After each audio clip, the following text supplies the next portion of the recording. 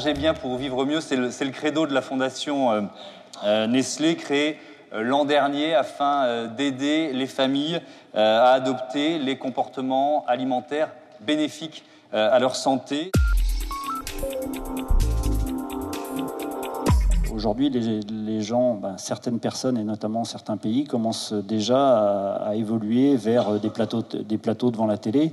Je pense que c'est très dommage. Les gens ne se parlent plus dans les familles, n'échangent plus, mangent sur le pouce. Et c'est un peu tout ça qui, je pense, fait perdre un peu de la structure du noyau familial.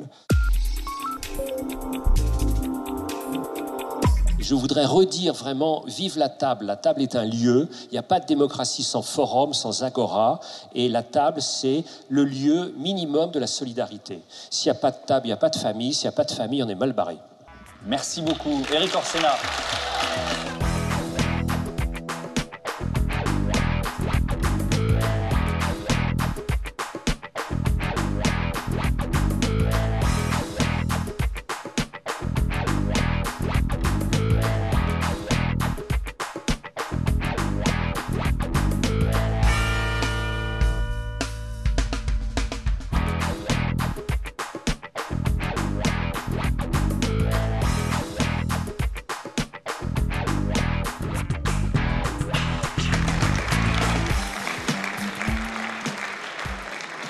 On peut dire qu'une catastrophe comme celle-là, c'est peut-être la palissade, mais ça avait bouleversé les habitudes alimentaires d'une partie de la population. Oui, alors il faut savoir que déjà les 3 premiers jours, quand les habitants ont été touchés, ils n'ont pas eu de secours alimentaire.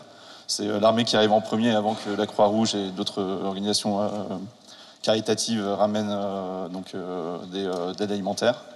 Et donc, les habitants se sont retrouvés complètement pris au dépourvu. Il y a eu des pillages de magasins. Donc il y avait ce problème de la faim au départ, et qui a ensuite débouché sur des contraintes dans l'approvisionnement et l'accès à une alimentation équilibrée, parce que beaucoup de supermarchés ont fermé leurs portes dans les quartiers pauvres.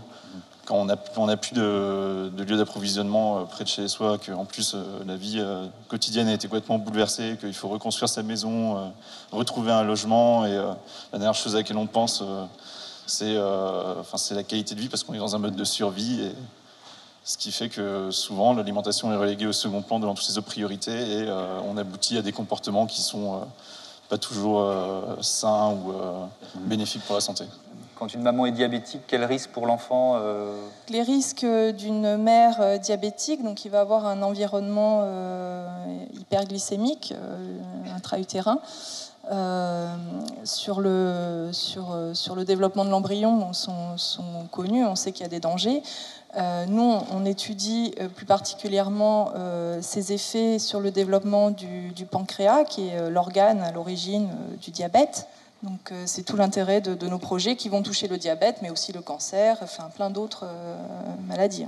Pourquoi cette machine? Pourquoi ce test? Qu'est-ce que vous en attendez? Alors cet appareil, il est très bien parce que ça permet une mesure très rapide et fiable de la composition corporelle des enfants, c'est-à-dire de savoir quel est le pourcentage de masse grasse et de masse maigre qu'ils ont.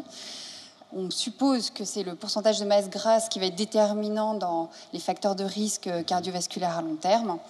Et il manquait à l'heure actuelle un appareil qui permettait de faire ces mesures-là de manière non invasive chez les nouveau-nés. Jean-Pierre Poulain, explication du choix du jury de ces bourses de recherche de la Fondation Nestlé. Ce qui a séduit le jury, c'était justement la mise au point d'une méthode, sa validation, et ce sera le moyen ensuite de la voir utilisée dans différents endroits.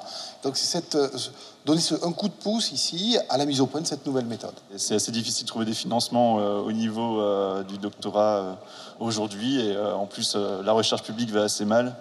Donc si des financements privés arrivent, c'est tout bénéfique pour les chercheurs et pour faire progresser nos connaissances dans ces domaines, quoi.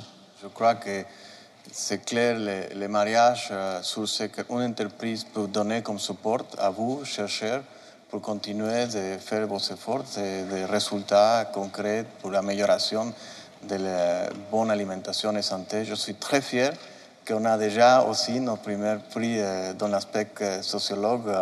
On a beaucoup réfléchi d'abord avec tous ces projets, avec Jean-Pierre Poulain, comment est-ce que les comportements alimentaires peuvent aussi s'être intégrés dans la bourse. Maintenant, c'est des concrètes actions.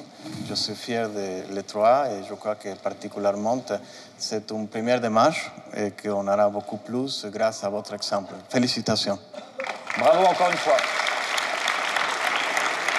Je crois que le président Mindiel a eu une initiative tout à fait performante et remarquable l'année dernière, de vouloir cette fondation qui permet à la fois d'agir, de mieux comprendre les réflexes alimentaires et surtout d'encourager des jeunes chercheurs qui vont permettre de mieux s'alimenter pour vivre mieux finalement, comme c'est, je crois, le slogan de la Fondation.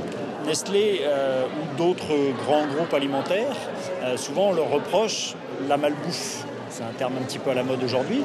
C'est eux qui font les aliments, donc si les aliments ne sont pas bien, c'est de leur faute. Or, ils ont certaines responsabilités, et on n'est pas là pour cautionner tout ce qu'ils font, on est aussi là pour les critiquer et pour les pousser à se remettre en cause.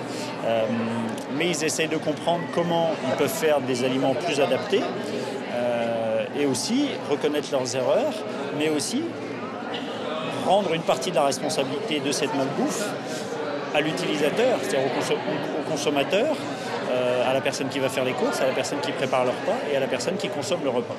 Et il s'agit, à travers non pas seulement Nestlé, mais surtout la Fondation Nestlé, de remettre certains grands principes de base au cœur de l'assiette, tout simplement.